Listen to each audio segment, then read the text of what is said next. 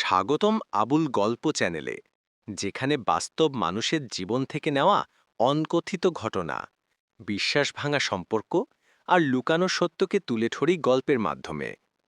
প্রতিটি গল্পে আছে শিক্ষা, আছে চমক, আছে জীবনের প্রতিচ্ছবি। চলুন শুরু করি আজকের গল্প। বিদেশ ফেরত স্বামীর লাইভ কলে ধরা পড়ল স্ত্রীর প্রেম। ৩ বছর ধরে সৌদিতে রোদেবালিতে খেটে টাকা পাঠাতো আবুল, অনলি তার স্ত্রী রুমার হাসিটা দেখার জন্য। কিন্তু সে জানত না, তার পাঠানো টাকায় রুমা অন্য কাউকে নিয়ে গড়ে তুলছে অন্যরকম জীবন। রুমা মেকআপ করছে, ভিডিওতে দেখা যাবে ব্যাগ, নতুন ড্রেস, দামি ফোন।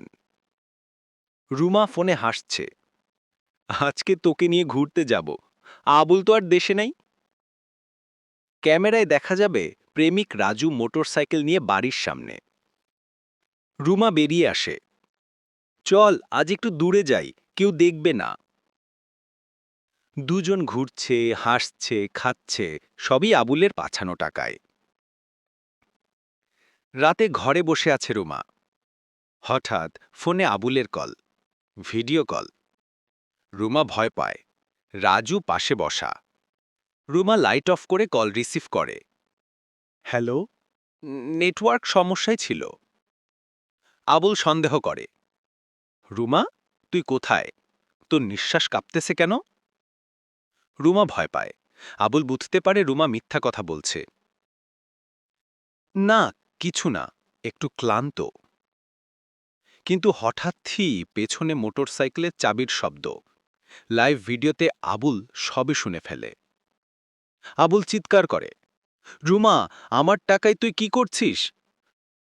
তোকে আমি বিশ্বাস করেছিলাম। রুমা কেঁদে ফেলে, কল কেটে দেয়। রাজু পালাতে চায়, দুজনের মধ্যে ঝগড়া। এদিকে গ্রামের কয়েকজন পাশের বাড়ির মানুষ আওয়াজ শুনে ছুটে আসে। রুমা রাজুকে আপত্তিকর অবস্থায় দেখে সরাসরি ধরে ফেলে। পরদিন সকালে পুরো গ্রামে খবর ছড়িয়ে পড়ে, প্রবাসীর পাঠানো টাকায় বুয়ের লুকানো প্রেম। একজন বলে, টাকা দিয়ে সব কিছু কেনা যায়, কিন্তু বিশ্বাস না। শেষ দৃশ্যে আবুল বিমানে চুপচাপ বসে আছে। মানুষ রোদে পুড়ে টাকা পাঠায় ঘরের সুখের জন্য, কিন্তু ঘরে যদি